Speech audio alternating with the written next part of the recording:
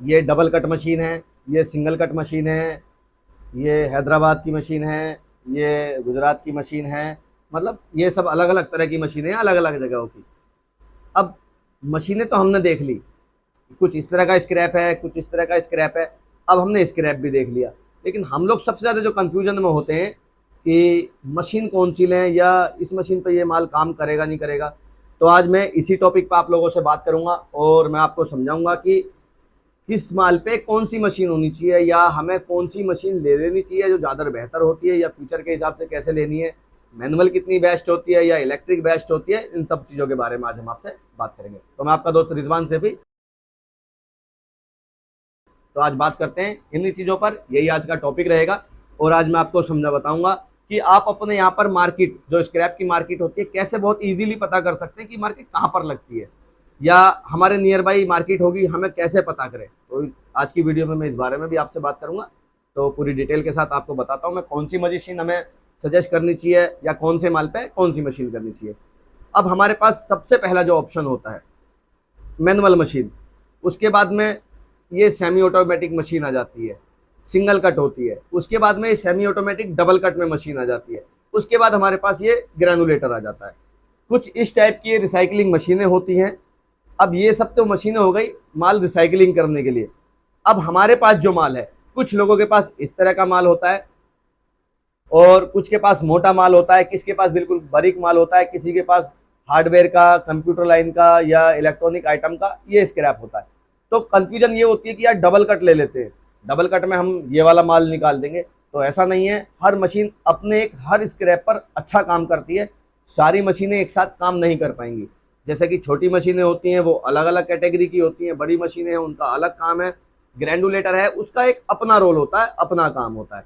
तो जो नए स्टार्टअप वाले बंदे होते हैं, सबसे ज़्यादा कंफ्यूजन होती है उन्हीं लोगों को कि यार माल हम देखा नहीं होता है, और मशीन की जो रिपेयरिंग है वो बनाना शुरू कर देते हैं कि भाई हम मशीन कौन सी लें, या हमें ये मशीन सस्ती मिल रही है, या ये महंगी मिल रही है, या ये बड़ी है तो ये अच्छी होगी, इसमें 2 HP का मोटर है, इसमें आधा HP का मोटर है, और ये ऐसी काम कर रही है। और कुछ लोग यूट्यूब पे देखते हैं कि यार इस वायर को उसने डाला बहुत अच्छे से, उसने काम करा। तो ये सब चीज़ें कंफ्यूज कर देती हैं, आप सिलेक्ट नहीं कर पाते कि भाई मशीन कौन सी लेनी है। तो मैं आज आपको बताता हूँ कि मैं किस तरीके से मशीन, अगर मैं आपकी जगह हूँ और नया स्टार्टअप वाला बंदा हूँ, मैं अपना आपके साथ अनुभव शेयर करना चाहता हूँ, तो मैं किस तरीके से सजेस्ट करूंगा कि भाई मेरे लिए कौन सी मशीन बेहतर होगी। तो अब हम यहाँ पर 3 कैटेगरी में मटेरियल को कन्वर्ट कर देते हैं। सबसे पहले हमारा दड़े का माल होता है, उसके बाद हमारी फिटिंग वायरिंग होती है, उसके बाद हमारा इंडस्ट्रियल वायर होता है। बहुत ये टिप्स वाली चीज़ें, इनको बहुत अच्छे से आप नोट कर लें कि दड़े के माल में कौन कौन सी कैटेगरी आती है। मैं आपको सारी बताऊंगा कि ये सब चीज़ें दड़े के माल में चलती हैं। और जो हाउस वायरिंग, फिटिंग वायर वगैरह होती हैं, रिकवरी वाला माल, वो कौन सा कैटेगरी का चलता है उसकी भी मैं आपको कैटेगरी बताऊंगा। और जो इंडस्ट्रियल माल होता है, इंडस्ट्रियल माल में ज़्यादातर एल्युमिनियम की कैटेगरी ज़्यादा होती है, बट कॉपर भी होता है। तो मैं उसकी भी आपको बताऊंगा कि कौन सी कैटेगरी बेस्ट होती है और उसमें मशीन कौन सी अच्छी बेहतर काम करेगी। तो सबसे पहले हम लेके चलेंगे आज दड़े के माल की।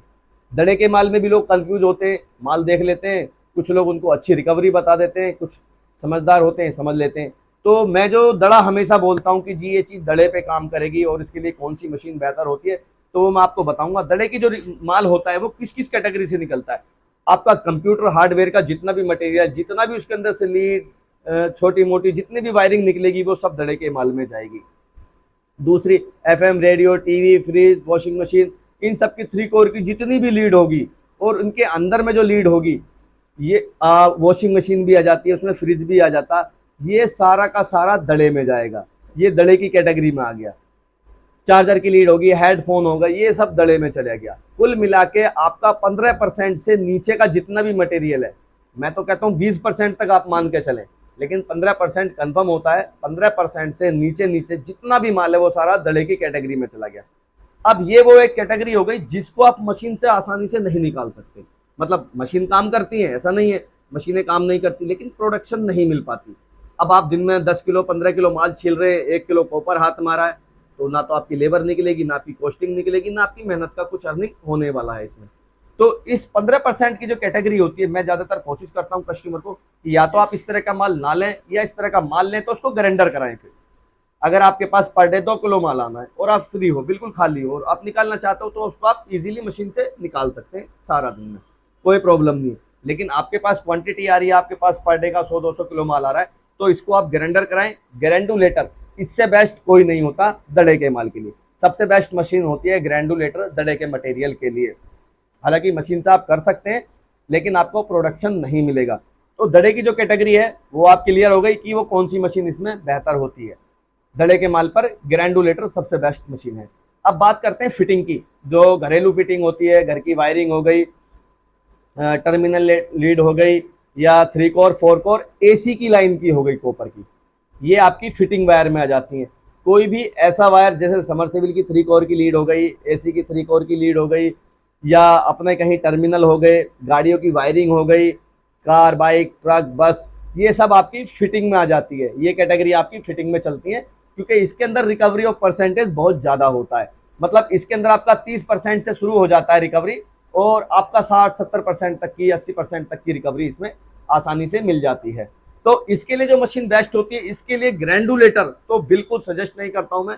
आपके लिए ग्राइंडर सबसे बड़ी बेवकूफ़ी है इस तरह के मटेरियल को ग्राइंडर कराने की, क्योंकि ये रिकवरी वाला मटेरियल होता है। और ग्रैंडुलेटर की खासियत है कि वो आपकी कॉपर की प्योरिटी को घटा देगा, चाहे कितना भी प्योरिटी का क्यों ना हो, फिर भी कुछ ना कुछ 2-3% की प्योरिटी डाउन होती ही होती है। चाहे उसमें मेरा ग्राइंडर हो या किसी और का हो, उसे वो मायने नहीं रखता, कुल मिला के कैटेगरी बदल जाती है, फिर वो आर्मीचर में भी नहीं रहता। तो इस तरह का जो माल है वो लाल में जाता है आप लोगों का, आप लोगों को पता ही है, छीलने के बाद में वो आपका प्लस में चला जाता है आर्मीचर रेट से।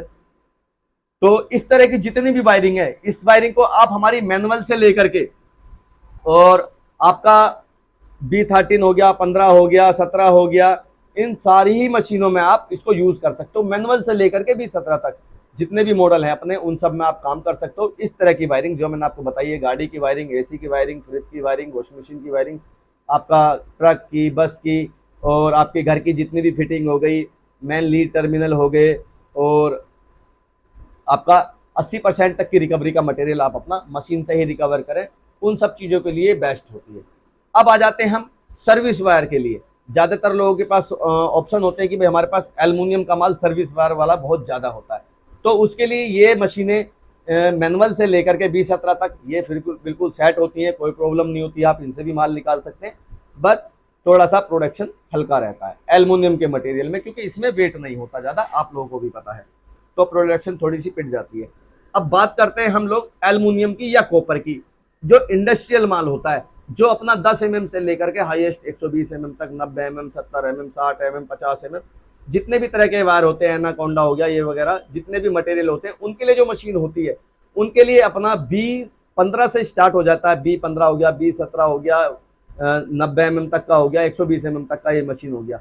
उसमें ये मशीनें अब आपके लिए बेस्ट होती हैं, काम करती हैं, और इनका बहुत अच्छा रिजल्ट भी है। तो ये हमारी एक इंडस्ट्री की जो रिकवरी की जो इंडस्ट्रियल जो मटेरियल है, इसकी एक कैटेगरी मैंने अब आपको अलग बता दी। इसके लिए मशीन कौन सी बेहतर काम करती है वो भी मैंने आपको बता दिया। घर की फिटिंग पे कौन सी काम करती है ये भी मैंने बता दिया। अब इनको निकालना और बेचना, ये 2 चीजें और काम की रह गई हैं। मतलब आपने मशीन से मटेरियल निकाल लिए, अब आपने ये सेल करना है। अब इसमें प्रॉब्लम आती है कि भाई इसकी अलग अलग पीवीसी होती है, अलग अलग कैटेगरी होती है, इनका क्या करना है। मशीन लेते वक्त ये 2 चीजें भी विशेष रूप से साथ में ध्यान रखनी है, क्योंकि जुड़े रहना, ये दोनों ऑप्शन एक साथ काम करते हैं। एक मटेरियल परचेज करना, एक मटेरियल सेल करना, ये दोनों ऑप्शन मशीन के साथ साथ आपके पास होने चाहिए। ऐसा नहीं कि आपने मशीन ले ली फिर आप ये ऑप्शन बना रहे हैं। तो मशीन से पहले ये ऑप्शन होने चाहिए कि माल कहाँ से लेना और कहाँ बेचना है, दोनों चीजें आपको कंफर्म करनी चाहिए। उससे पहले भी एक ऑप्शन है, आपको मेटल अपडेट का डेली पता होना चाहिए। जैसा कि आप लोग जानते हैं, मेरे चैनल पे हर रोज मेटल अपडेट आपका प्राइस डलता है, तो ये दिल्ली के रेट होते हैं, मैं जैसा कि हमेशा बताता हूं। तो इन रेटों पर हमेशा गौर करके रखें कि आज कॉपर का क्या रेट है, एल्युमिनियम का क्या रेट है, या आप कोई सी भी फील्ड से, मैं तो बहुत सारे रेट डालता हूं। आपको MS का करना है या SS का करना है, आपको ब्रास का करना है, आपको एल्युमिनियम का करना है, तो सारी कैटेगरी आपको वहां मिल जाती है देखने के लिए, और सबके प्राइस आपको मिल जाते हैं। ये दिल्ली मेटल प्राइस होते हैं, दिल्ली के ही रेट हम लोग अपडेट करते हैं। एरिया वाइज अलग अलग प्लस माइनस होता रहता है, तो हम उस तरीके से उसमें वर्क कर सकते हैं।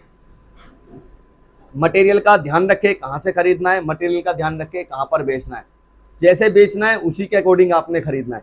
खरीदने के बाद बेचना नहीं है, पहले बेचने का जो रेट है वो क्या है उसके अकॉर्डिंग आपने माल खरीदना है। तो ये कुछ चीज़ें हैं, जानकारी है, मैंने सोचा आपके साथ शेयर कर दूं। तो इन चीज़ों का विशेष रूप ध्यान रखें और आप अपना स्टार्टअप भी कर सकते हैं। और स्टार्टअप में अगर कुछ जानकारी और चाहिए तो आप मेरे नंबर पे मुझे व्हाट्सअप कर सकते हैं, मुझसे कॉल करके जानकारी ले सकते हैं। मशीन से रिलेटेड, स्क्रैप से रिलेटेड और स्टार्टअप से जानकारी से रिलेटेड मैं आप लोगों को सहयोग करता आया हूँ, मदद करता आया हूँ, करता रहूँगा। इसी तरीके से आप लोगों का प्यार मिलता रहा है और आप लोग प्यार भी देते हैं काफ़ी।